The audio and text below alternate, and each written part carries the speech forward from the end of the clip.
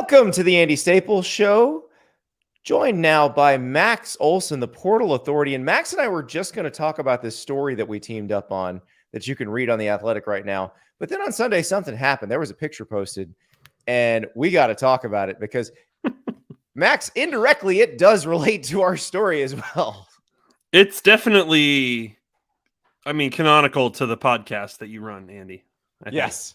Well, we have to talk about the picture, the subject of the photo, who took it, whose Instagram feed it wound up on, all that good stuff. So Jordan Addison posts a photo. This was on Instagram, right? Yes. Yeah, that's right. It is most definitely from Lincoln Riley's pool. Why do we know it's from Lincoln Riley's pool? Because on this show, we took a very detailed tour of Lincoln Riley's house, thanks to a real estate ad from several years ago. Yeah, I saw this picture, so I was flipping through. If you want to find his Instagram, it's She Loved Jordan with 2 N's. Jordan Addison, posting some pictures from his trip out to Hollywood, and there was one flipping through it that stood out to me. It was a sunset view. I believe if folks want to flip through his photos, it's the second one. Sunset view from Lincoln Riley's backyard, and I'm surprised Ari hasn't like Kool-Aid Man barged into this podcast in the middle of this conversation. Oh yeah. You could just ring him up right now. I bet he would have some thoughts. He would. Now, there's a peacock float there that I believe is available at Sam's Club right now for a relatively reasonable price, because nice size blue peacock float. Yep. Yeah, we have the flamingo and the pineapple and the unicorn of the same the same ilk, and they are very, very nice floats. So, but yeah, this view is incredible. The question is, will Jordan Addison?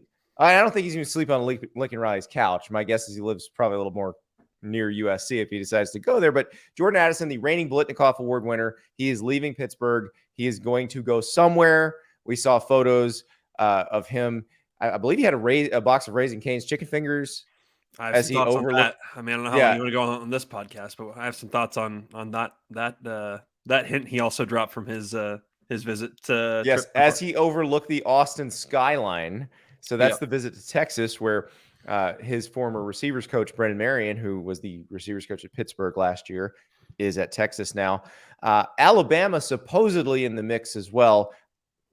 Why would a receiver want to transfer to Alabama? I mean, that never works. Oh, wait. I don't know, works. Andy. If Nick Saban misses the parody of college football, then why would he recruit Jordan Addison? Is it possible that he misses the version of the parody that won him every national title? Like, is that what he's missing? He shrugs and says, "You people leave me no choice. I guess I have to add a Blitnikoff receiver to my team." Yeah, well, I don't know. I mean, this view is pretty spectacular. That's pretty hard to beat. That's better than the skyline sunset in Austin. And as Ari would say, and better than the one in Norman, probably the backyards they've got in Norman. But I don't want to go there. We're not trying to dunk on anyone. It does, like, I guess we're kind of dancing around it, Andy. If you were Jordan Addison's life coach, he called you up and said, "Where should I go?" Alabama. Of my 3 schools here. Alabama. Go to Alabama. Period. End of story. Yeah. Let's see how many first-round receivers Alabama's produced. Let's see how. Now, USC did just produce one. Mm-hmm. In fact, Drake London was the first receiver off the board. That's right. But Alabama has had a lot more recently. So I'm going to say Alabama. Texas has not really produced a lot of anything in terms of the NFL draft. So I'm going to say not them. Yeah. So, and look, Jordan Addison's going to get drafted. We know that. But who's going to put you in the best position to be a star right now? Well, Alabama's going to put you in the best position to be a star right now. Yeah, I think that's probably kind of the no-brainer choice for a guy like him that is really just looking to increase value. It was funny to me when Dane Brugler put out his first 2023 mock, and obviously we don't hold people accountable on the first mock of a 12-month period or whatever, but he had Jermaine Burton ahead of Jordan Addison in his deal. And I wouldn't say that they've had equal careers to this point, but part of it is probably just sort of anticipating that opportunity at Alabama, playing with Bryce Young is going to give you a chance to bring out the full potential. Yeah, it is a really interesting situation there.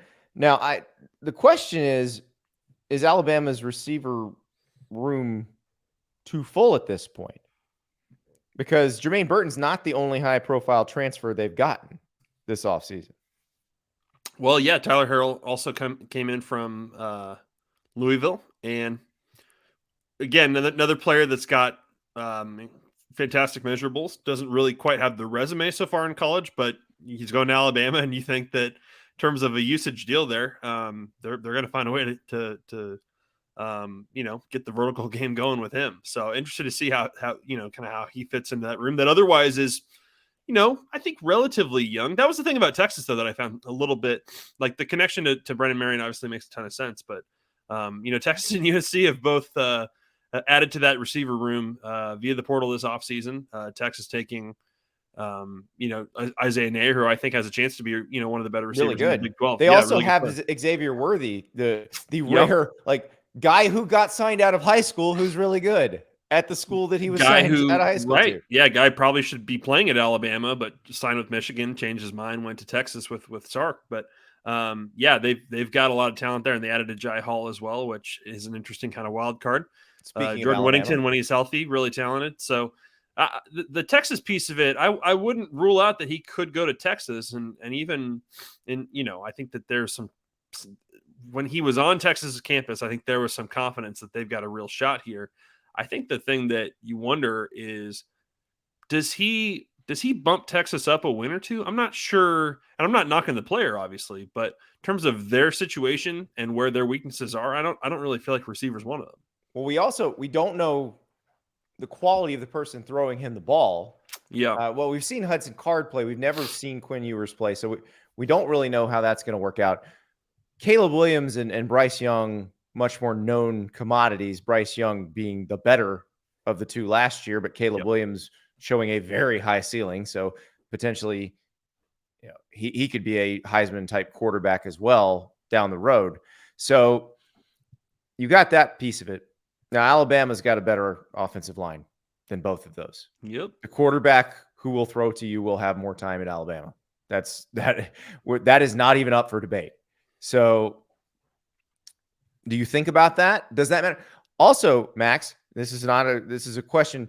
We've just gotten to this. The internet would have already given us some dollar amounts that probably are bogus already. Uh-huh. But does the amount of NIL money come into play here? Is it just highest bidder, or do you counterbalance that and the potential for a higher draft pick, more money from whatever NFL team picks you? Well, okay, so let's do that as that thought experiment. And I'm not saying that this is the case with Jordan Addison, but you could kind of see this being the three doors you could go through. Door number one. Let's make a deal. Yeah. So door number one, let's say Texas is the one offering the most money. We're just speculating here. We don't know. Speculating. But let's say Texas is offering the most money. Let's say USC is offering maybe the best lifestyle. Not to knock Austin, but maybe you're knocking Tuscaloosa now, son. Watch out. And have you seen the views in Tuscaloosa? I've never been to Tuscaloosa in my life. I'm afraid to admit that on this podcast, but that's just the case. Neither has Ari. I've spent much time there. I can confirm there is no view in Tuscaloosa that matches what Jordan Addison posted. I mean, they've got Raising Cane's, I'm sure, right? That's good, at least. I can't remember if they have a cane. Now, they have a Guthrie's. Guthrie's is the OG chicken tender restaurant. So that's pretty critical. Like that matters. Yep. And Texas has a Texas Roadhouse, which is to you one of the most important restaurants in the world. Among other restaurants in Austin. Yes, that's true. Former Austin resident Max Olson. Let's say door number 3, Alabama is, I don't know if you want to call it rings or you want to call it, sort of like top 10 pick, like kind of max, maybe I don't know. I think they all give you good development over your final season in college. But let's say Alabama is the ring / kind of prestige, playoff run kind of door. for a guy that's already, kind of been to the top a little bit in terms of winning a conference title and win the trophy as the best receiver in the country. I imagine what he picks will sort of probably tell us what he prioritizes. But I don't know. I think for a guy in his position, again, I would ask you, like, does that change the answer for you at all? Or is it for a guy like him, is it just, clear cut, go get as much money as you can as a pro draft pick, not in terms of NIL? See, I don't know him. That's the thing. I think you need to know the person before you can make that prediction. But I do, just from talking to coaches who've been dealing with players on the transfer market and high level recruits coming out of high school. The high school kids are more about, what do I get now? The transfers are more about, how do I set myself up? Yeah. So yeah, and I'm sure role is a big, I've talked about this from the start with Jordan Addison. I mean, when you are coming off a season when they threw you the ball 145 times, you probably want to go to a school that, can at least throw it to you at a rate that's pretty close to that. Now, Alabama does feature guys, but we just mentioned they already took 2 transfers like this, because that's what Jamison Williams was doing. Jamison Williams would have been a very high draft pick had he stayed at Ohio State. He would have put up great numbers at Ohio State, but he's looking around. He's seeing Garrett Wilson, Chris Olave, Jackson Smith, do you think he's putting Jackson Smith and Jigba on the bench last year? That's a great question. I don't know. I mean, maybe that's why he leaves. That's why he left. Right. But at Alabama, he was the featured guy. I mean, John Mechie and him kind of played different roles. Yeah. But there was definitely a featured aspect to it. And Alabama has done that. You think about the Nick Saban era, there's been kind of a guy who's been fed. The only year it really wasn't like that was when they were so absolutely loaded. This was when Waddle was healthy, Devontae Smith's a junior. They had Judy and Ruggs still. Devontae Smith actually led them in receiving yardage that year. That was one of those where it was just, pick whoever you want to throw to. Yeah. But in most cases, you look, the guys that have been first round receivers at Alabama have been very much featured. Calvin Ridley was very much featured. Julio Jones was very much featured. You will be the guy. Well, and I don't think that, let's not forget last time out here for Bama. I mean, I don't think Nick Saban or anyone in that office is going to sit around and say, well, I'm not sure we need him. Like, you just went through a national championship. They got a spot, they'll take him. Yeah. Well, you just went through a national championship where your 2 top receivers were not on the field. Mm-hmm. This is true. Big difference. And, the guys that stepped up for them didn't perform. So yeah, I'm sure that I joke about the parody line from last week, but if they can get them on campus, I'm sure that they're going to be in pretty good shape here. And it's Jordan Addison, right? I mean, this is the kind of thing you talk about with quarterbacks. Like, if you can get them, then doesn't really matter who else you've got. Yeah, and where the view is spectacular in Tuscaloosa?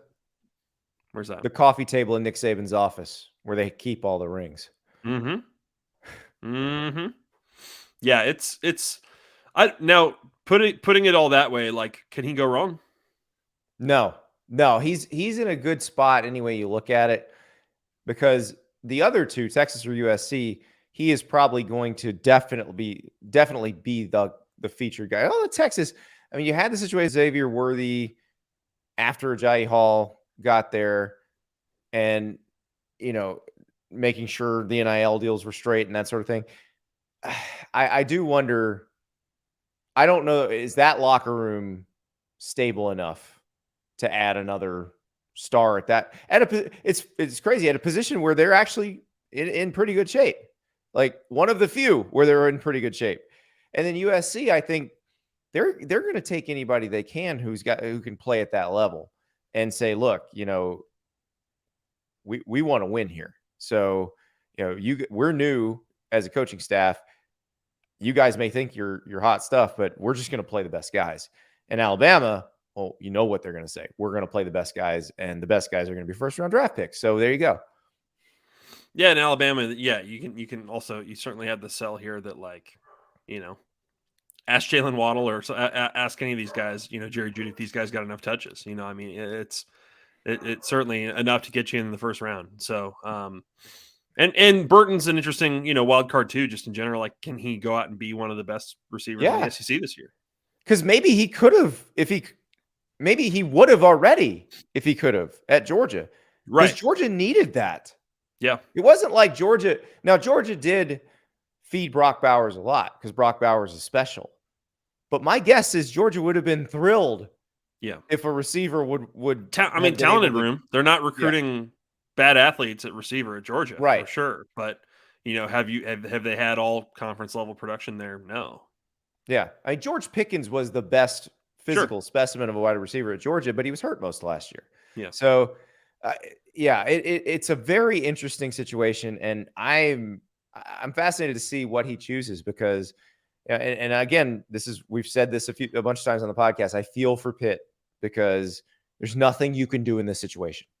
There's nothing you can do. The way everything has changed has made it very difficult to keep this guy because maybe keeping the coaches, Mark Whipple, the OC who's at Nebraska now, and Brennan Marion, maybe that would have worked. I don't know. It may still not have. So, well, and that's where you have to wonder, okay, did he go through spring and feel like Slovis was not, maybe the right fit in terms of where he needs to be. And that's the other piece of this we didn't really talk about either is, Bryce Young's Bryce Young, he's going to do this year. It's the Caleb Williams and Hudson Card / Quinn Ewers part that, it's pretty fascinating. I mean, I'm sure even that, it's like not like you're going to go work out when you go on these official visits and stuff, but I'm sure that's something Jordan Addison and his camp have to be like very curious about. And like, all right, what can we legitimately expect this fall? Probably, you're expecting fireworks from Caleb Williams this year. Texas, we'll see. Yeah, I guess you're kind of betting on scheme more than player there a little bit. Yeah. We don't know what Texas is going to be. We know what Oklahoma's offense, or excuse me, what I said Oklahoma, what USC's offense is going to look like because we've seen Caleb Williams running Lincoln Riley's offense before. Yep. So we get that. Now, will Caleb Williams have grown a little bit? And I would assume he has. He showed flashes of absolute brilliance, and then there were times when you're like, "Whoa, no, don't do that!" But that's the freshman. So we'll see what happens with that. But it's going to be fascinating. And I said that this situation dovetails with our story that appears in The Athletic on Monday, and it's a story we've been working on for a while. You have been just basically neck deep in a spreadsheet of coaches, as I am wont to do when it comes to stories at The Athletic. I love building a good spreadsheet. So you and Bruce Feldman did a great story last year where you tracked how many job changes came as a result of the Egg Bowl that essentially got the Ole Miss and Mississippi State staffs fired at the end of the 2019 season. It was an unbelievable story. And I called you up before anybody got fired last year, or maybe Clay Helton had already been fired, but before the coaching carousel started in earnest, and said, hey, we just pick the juiciest one each year. Yep. And track how many changes. So we actually wound up picking Clay Helton getting fired from USC, Lincoln Riley replacing him as the one we would track. And it is crazy. It is over 250 jobs changed because USC made a coaching change. Yeah, this one was fun it was fun to kind of go back to that exercise. And, it's now that we're kind of hit May, most people, not everyone, but most people have kind of found landing spots that left USC or left Oklahoma. And then certainly there's that next ripple of it with this one where even before the season was over, Clay Helton shows up at Georgia Southern and has to make decisions about who's staying on there and who's leaving. And, he even didn't really bring anyone other than his strength coach with him to Statesboro. So that was Clay Helton also having to build a staff from scratch. And so, what that leads to is, like you said, more than 250 total positions, not a few of them still unfilled, but, at the on-field level, the full-time assistants, more than 80 of them, changing jobs this offseason just because USC opened up and in some direct or indirect way. And then the thing that just keeps exploding every year, Andy, is it's, by my count, 160 people in off-field positions in a football staff either, lose their jobs, go somewhere else, convince the new coach to retain them. A lot of people, and really the reason why we do this and find it so interesting is a lot of families affected when this goes on. Yeah, I go back to my first job as a beat writer covering Tennessee, and it was 2000. And I remember the Mike DuBose staff in Alabama got fired. And one of the writers goes up to Philip Fulmer when we're about to do our post-practice press gaggle and says, "Hey, here Mike DuBose got fired." And the writer, when they said it, kind of smiling, kind of like, "Yeah, you got another one canned." And Philip Fulmer just stops and is like, "You never ever happy about a firing." He goes, "You think of all the families." Yeah. And that's always stuck with me, is how many different families have to move, because how many kids, have to go to a different school next year because one athletic department decided to make one change. And it is wild. So I talked to a Division III coach last week who has to hire a receivers coach now because USC fired Clay Helton in September. Like it is the chain of events goes through like the entire Power Five, goes through the Group of Five, and in this particular case, he had lost a receivers coach to Christopher Newport University, and which I'd never heard of until we did this project. That was I only knew about it because Art Link, who I walked on with at Florida, was the head coach at Christopher Newport last year and got fired. And so the successor for Art hires Bridgewater College's receivers coach, and Scott Lim, the head coach at Bridgewater College, has to hire a new guy. He hires Jason Barnes, who'd been at Georgia Military College, who was a former South Carolina receiver. And it's like, okay, got the guy I need. And then because of all this stuff happening above it, Coastal Carolina loses his receivers coach to West Virginia because Travis Trickett became USF's offensive coordinator. To replace Charlie Weiss Jr., who became Ole Miss's offensive coordinator, who replaced Jeff Lebby, who became Oklahoma's offensive coordinator when Brent Venables hired him after Lincoln Riley left for USC. So, well, and Andy, let's bring it full circle there too. Yep. Let's go back to the Egg Bowl. Lane Kiffin gets Ole Miss, and instead of taking Charlie Weiss Jr. with him to Oxford, he hires Jeff Lebby away from UCF. And Charlie Weiss goes to USF with Jeff Scott, and now they're back together. It is a crazy, crazy world. So, yeah, West Virginia needs a receivers coach. They hire Coastal Carolina's receivers coach. Coastal Carolina moves their tight ends coach to receivers coach, moves an offensive analyst to tight ends, and then hires Jason Barnes as the offensive analyst. And now Scott Lim at Bridgewater College in Virginia, about 10 minutes from James Madison University, pretty close to the West Virginia border there in Northern Virginia, has to hire a receivers coach. And I don't think you asked, but I'm guessing he doesn't have like $300,000 for that receivers coach. I don't think he has a staff of 8 that is on field and support. If you're the offensive line, I don't know if this is attached to the offensive line coach or this particular offensive line coach is just good at it, but you got to line the field every Monday. It's part, and that's what I find, so fascinating with these stories is we often think about, okay, Clay Helton gets fired, and Clay Helton, I believe the reported buyout was like $12 million or so. Don't know what, with offsets. Obviously, he's not making very much at Georgia Southern because of that, but he collects his money and lands nicely and all that. Certainly, the assistants, have experience, have connections, are usually able to find somewhere to go. If they want to, or even stay on in some cases. It's those lower level folks and those folks just trying to climb the ladder that haven't been in this very long. That it's pretty tough. It's pretty tough when you go through a coaching change, and this may be the thing that it's the thing you're kind of always afraid of. Is this may be the change that kind of knocks you out of the industry if you don't. You really do need luck and timing, and that's something that, as talented as these people are that are making moves, you can't underestimate the importance of just coincidence and right place, right time, and luck and all that. Well, and you talked to a guy who got his dream job as the DC at Kalamazoo College. You talked to a guy who did decide to leave the business just so he didn't have to move his family. Yeah, Victor Cabral, the D-line coach at Georgia Southern. He was kind of at that crossroads in his life at 39.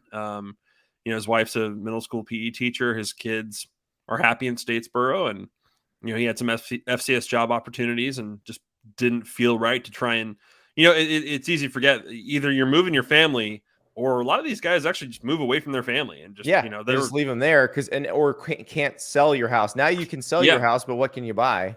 Yeah, I mean, he's like, I'm not going to live 8 hours from my family just so I can keep calling myself coach. And so, yeah, Vic Cabral, great guy. He landed as a sales rep at Rydell, and different world now. You got to learn all about purchase orders and customer relations and all that stuff. But he's loving it, and I think a lot of it's that happens sometimes in this business. It doesn't mean he's out of it forever. He might love it and find that it's a better lifestyle for him. But it's really not that different from us journalists or anybody else, Andy. Sometimes when you get that pink slip, you have to really think about, where do I fit into this whole thing and what's right for our family. Yeah, and with a lot of these folks that they had to make that choice, a lot of them did wind up, probably in a pretty good situation. The Levy thing, he played it, or he signed with Oklahoma. I think an injury cut his time short. He was basically a student assistant there under Bob Stoops. So he's back there with Brent Venables, who he worked with. So and then Charlie Weiss back with Lane Kiffin, who he worked with. Jeff Scott, the USF coach, who had to replace his guy. He got a little help from a rival. Rhett Lashley was the one who helped hook him up with Travis Trickett. So it's fun to see how all this interconnects. It's really crazy when you think about it. And let's not forget the Georgia Southern piece of this, I think, is really interesting, because the Georgia Southern job opened the day after they're headed to a game, and one of their defensive linemen is standing on top of one of the team buses, and someone throws him. Louisiana. Yeah. Yep. Someone throws him a beer and he smashes it. He just crushes this beer, chugs it. Not a fireable offense in my view. I think it's kind of awesome. Like, it's a little WWE crowd work. But when you're 3-1, maybe that's pretty funny to everyone. When you're 1-3, not so much. And they played Louisiana really close. And unfortunately, that defensive lineman played in the game because the coaching staff didn't find out about this video. They didn't know what had happened until the next day. And yeah, it's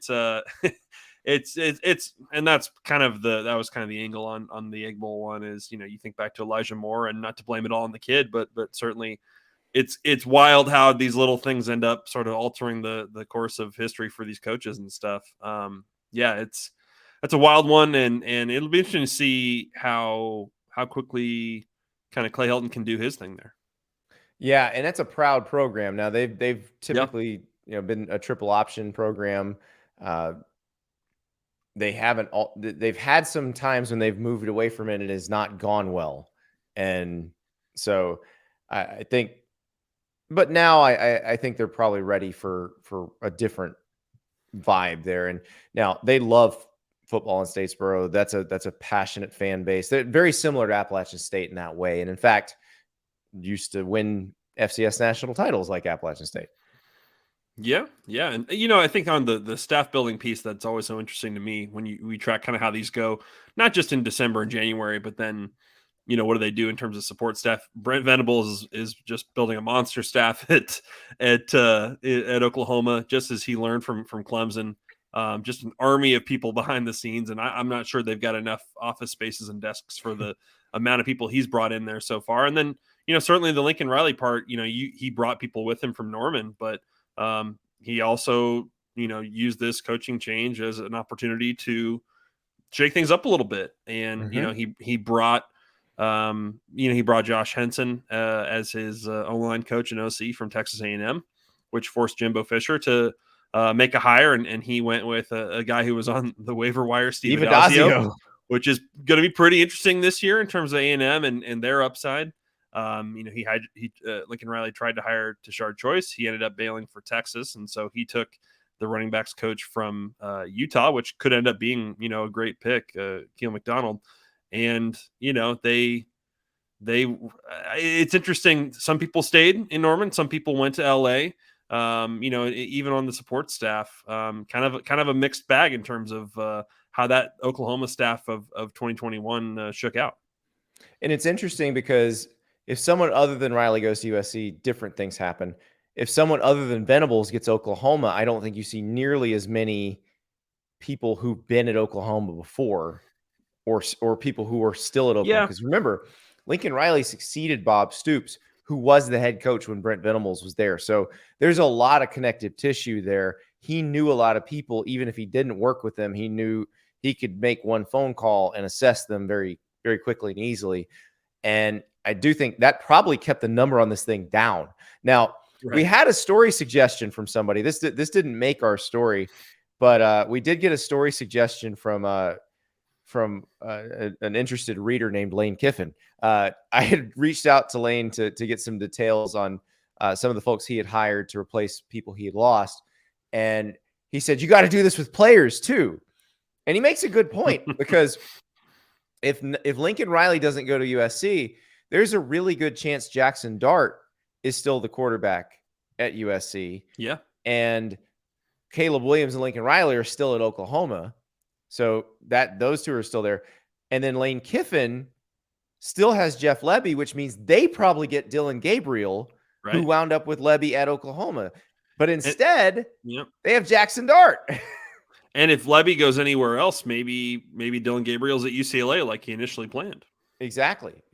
And that's the crazy part of this is, especially with the transfer portal now, you're going to see a lot of following of coaches. And I know what Lincoln Riley said, and I don't disagree with him necessarily, where he said, I didn't take Caleb Williams from Oklahoma. He went into the portal and then he came. Caleb Williams has some agency in here. Sure. He's not just getting dragged wherever Lincoln Riley goes. He could have stayed at Oklahoma. They'd have been perfectly happy to keep him. They would have loved to keep him. But he looked around the landscape and said, you know what? I decided out of high school I wanted to play quarterback for Lincoln Riley, and I have a chance to continue doing that. So I'm going to do that. Yeah, and that's, I think the larger point too by Lane is probably an astute one as we head in this direction with the sport is, USC's roster in 2022 probably looks very different depending on who you hire. I mean, it's just with how much they've changed it over and the transfers that the Trojans have picked up. And I'm not saying all those guys end up in Norman if Lincoln Riley's there, but I think that certainly Venables has had to hit the portal hard as well. And so, if USC goes in a different direction, then I mean, obviously Caleb Williams and Mario Williams and those guys probably aren't playing for him, but you may be a totally different, starring cast here in this upcoming season. Yeah, there's a lot of sliding doors moments during these coaching carousels. And Max, I hope everybody likes reading this thing and we can keep doing this. We can just pick a job every year and do it because it is utterly fascinating and you get just an incredible trip through the world of college football. And you also get a better sense of who these coaches are as people because a little bit, yeah. Some of these decisions are not easy and sometimes they have to be made very quickly. And so I talked to somebody who was on the Oklahoma staff and, Riley had pulled some people aside before he let the whole staff know that he was leaving. And I don't think they all left. I don't think all those people left. I think they had the option to leave, but they didn't all leave. And how tough is that choice when there's a plane sitting there and you can either be on it or not? We saw that with LSU and Notre Dame. We've seen it multiple times. I mean, it works in multiple sports. That's the whole Texas and Texas Tech basketball thing. Mark Adams didn't get on the plane with Chris Beard. Right. Yeah. So that's a 24-hour period where Lincoln Riley has to decide who are the foundational pieces of my USC coaching staff and the people that don't come with you. I mean, they brought some with them afterward, but I mean, still, it's easy to forget now as you look at the spreadsheet of all these names. It is a pretty intense process. Yeah. Some of this stuff you have hours, sometimes maybe minutes to make that decision. So Max, I hope we get to do this again next year because it was very educational and I'm just honored that you let me share your spreadsheet. Well, hey, hopefully it keeps going. Hopefully there can be your guy that has to go out and Scott Lim. He if he steals from somebody else, the chain continues. Right. Hopefully Bridgewater swipes a guy in a job, and it just leads to 5 more people, changing jobs in June at the D3 or NAIA level or wherever. It's entirely possible. It's not over yet. Hey, it's the Game of Thrones line, chaos is a ladder. That's what this whole story is about, basically. It's exactly right. And it all ends at that pool that Jordan Addison posted on Instagram. That's what we're all shooting for in the coaching business. There's lots of, you talk to these guys and there's lots of reasons why they do it and why they get into it. But yes, you do hope to end up as the head coach of USC with a gorgeous pool and the best players in the country trying to play for you. And a peacock float. Which apparently you can own too. Yeah, that's right. Coaches, they're just like us. We'll talk to you later.